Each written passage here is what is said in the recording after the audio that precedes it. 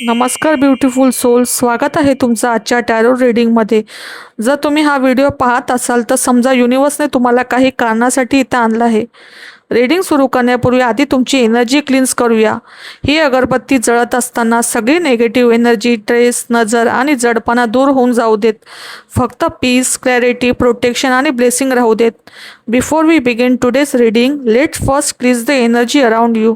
As this essence burn, may any negative energy, evil eye, heaviness, stress, or bad intention be clear away. May your mind feel lighter, your heart feel calmer, and your spirit feel protected. Only positive energy, peace, clarity, and blessing are welcome here today. एक खोल श्वास घ्या आणि मन शांत करा. आजची general reading आहे. जे रेझोनेट होईल तेच घ्या, बाकी सोडून द्या. इथे तुमची इंट्युशन स्ट्रॉंगेस्ट गाईड बनणार आहे. जर तुम्ही चॅनलवर नवीन असाल तर सबस्क्राईब करून एनर्जी एक्सचेंज करा आणि सोल फॅमिलीचा भाग बना. आज आपण रीडिंग करणार आहोत तुमची कर्क राशीचा पुढचा महिना म्हणजे जुलै महिना कसा जाईल, याची काय घडामोडी घडतील, तुमच्यासाठी महत्त्वाचा संदेश, सल्ला, वॉर्निंग काय असणार आहे ते आपण बघणार आहोत टॅरो रीडिंग करून.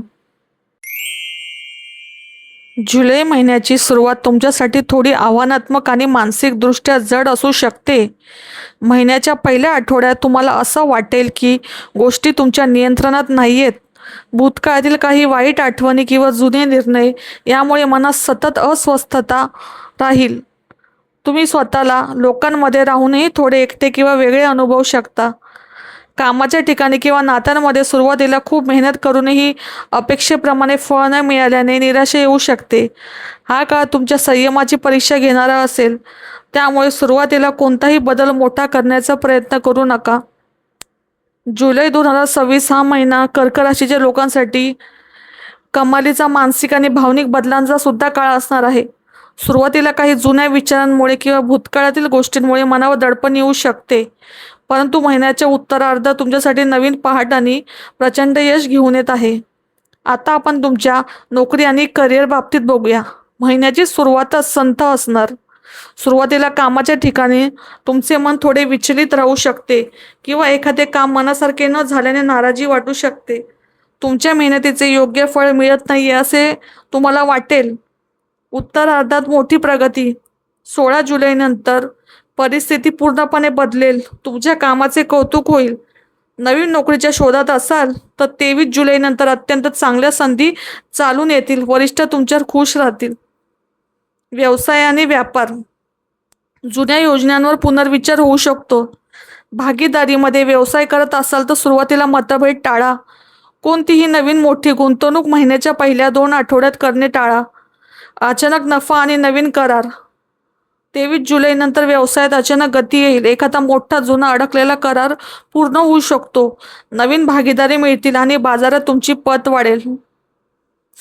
आता आपण पाहूया तुमची आर्थिक स्थिती कशी राहणार. फायनान्स. खर्चावर नियंत्रण आवश्यक आहे. महिन्याच्या सुरुवातीला काही अनावश्यक गोष्टींवर किंवा कुटुंबातील एखाद्या सदस्याच्या आरोग्यावर पैसे खर्च होऊ शकता. आर्थिक नियोजनाची गरज भासेल तुम्हाला. इथे मला धनलाभाचे योग सुद्धा दिसत आहेत. 23 ते 29 जुलैच्या आसपास धनलाभाचे उत्तम योग आहेत. तुमची जुनी अडकलेली नड किंवा कर्ज या काळात फिटू शकते. उत्पन्नाचे नवीन स्रोत निर्माण होतील. आता तुमचा परिवार आणि कौटुंबिक जीवन काय राहणार या महिन्यात. भावनिक चढ उतार दिसत आहेत. घरातील वातावरण सुरुवातीला थोडे शांत किंवा उदास वाटू शकते. कुटुंबियांशी बोलताना तुमच्या शब्दांमुळे गैरसमज निर्माण होऊ शकतो, याची काळजी घ्या. आनंदाचे वातावरण. 14 तारखेला नवीन चंद्राच्या प्रभावामुळे घरात पुन्हा एकदा हास्य परतेल. जुनी घरगुती वाद संपतील आणि भावंडाचे चांगले सहकार्य लाभेल तुम्हाला. आता आपण वळूयात प्रेम आणि वैवाहिक जीवन. गैरसमज दूर होतील. पहिली गोष्ट, जोडीदारासोबत भूतकाळातील एखाद्या गोष्टीवरून वाद होऊ शकतात. एकमेकांवर संशय घेणे आणि जुन्या चुका टाळणे पूर्णपणे टाळा तुम्ही. नात्यात गोडवा येईल. कधी उत्तरार्धात तुम्ही जोडीदारासोबत खूप चांगला वेळ घालवाल. तुमचे नाते अधिक घट्ट होईल. जे सिंगल आहेत त्यांच्या आयुष्यात एखाद्या जुन्या मित्राचे किंवा त्या व्यक्तीचे पुन्हा आगमन होऊ शकते. तुमचे आरोग्य काय सांगते? मानसिक तणाव आणि डोकेदुखी. अति विचार केल्यामुळे किंवा झोप पूर्ण न झाल्यामुळे डोकेदुखी, डोळ्यांचे त्रास किंवा थकवा जाणवू शकतो. काळजी घ्या. आरोग्याकडे दुर्लक्ष करू नका. पुरेशी झोप घ्या आणि ध्यान करा. महिन्याच्या शेवटच्या आठवड्यात आरोग्य तुमचं खूप उत्तम राहील. आता काय करावे तुम्ही या महिन्यामध्ये? कुठल्या गोष्टी काय करायच्या? तर धीर धरा आणि स्वतःवर विश्वास ठेवा. पहिली गोष्ट, सुरुवातीला गोष्टी मनासारख्या घडल्या नाहीत तर खचून जाऊ नका. तुमच्या योजना आणि रहस्य तुम्ही गुप्त ठेवा.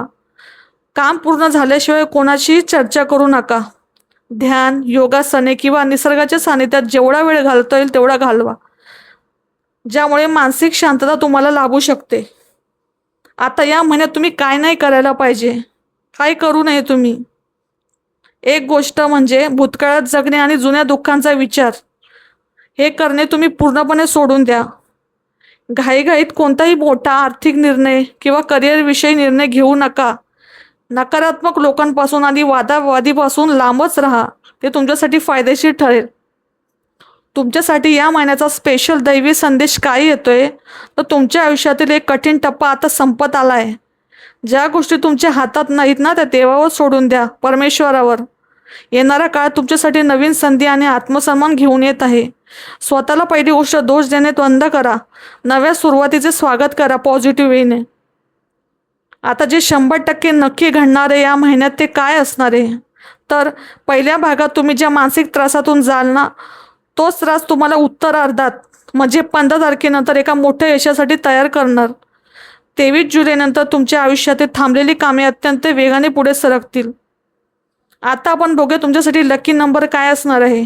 7 आणि 9. परत एकदा सांगते, 7 तारीख आणि 9 तारीख हे तुमच्यासाठी लकी नंबर. आता आपण पाहूया तुमचा लकी कलर काय आहे या महिन्यासाठी. पांढरा, गडद निळा आणि चंदेरी सिल्वर कलर. शुभ दिवस काय असणार आहे? सोमवार आणि गुरुवार. आता आपण जाणून घेऊया तुमच्या महत्त्वाच्या तारखा काय असणार आहे या महिन्यासाठी. 9 तारीख, 14 तारीख, 23 तारीख आणि 29 जुलै या तारखा तुमच्यासाठी अत्यंत फायदेशीर आणि महत्त्वाच्या ठरणार आहेत. महिन्याच्या शेवटी तुमच्यासाठी अत्यंत सुखद, समाधानी आणि विजयी ठरेल. 23 जुलैनंतर तुमच्या आयुष्यातील नकारात्मकतेचे ढग पूर्णपणे निघून जातील. ज्या कामासाठी तुम्ही महिनाभर संघर्ष करत होता ती कामे अगदी सहजतेने पूर्ण होतील. आर्थिक लाभ, कामात यश आणि मानसिक शांतता या तिन्ही गोष्टी तुम्हाला महिन्याच्या शेवटच्या आठवड्यात अनुभवायला मिळतील. तुम्ही एका मोठ्या मानसिक दडपणातून मुक्त व्हाल आणि स्वतःला खूप हलके अनुभवू शकाल. हा महिना एका सुंदर आणि आश्वासक वळणावर संपेल, जो तुम्हाला भविष्यासाठी मोठी उमेद देऊन जाईल. अशाच आध्यात्मिक, सायकिक आणि ब्रह्मांडीय संदेशाच्या सखोल मार्गदर्शनासाठी आपल्या चॅनलला नक्की सबस्क्राईब करा. कमेंट करून तुमची ऊर्जा नक्की नोंदवा. तुम्हाला या रीडिंगमधील कोणती गोष्टी स्वतःच्या परिस्थितीशी जुळणाऱ्या वाटल्या हे खाली कमेंट करून सांगा. जय ब्रह्मांड किंवा थँक्यू युनिवर्स लिहून या सकारात्मक ऊर्जेचा स्वीकार करा. तोपर्यंत भेटूया आपण पुढच्या रीडिंगमध्ये. तोपर्यंत श्री स्वामी समर्थ, श्री स्वामी समर्थ, श्री स्वामी समर्थ.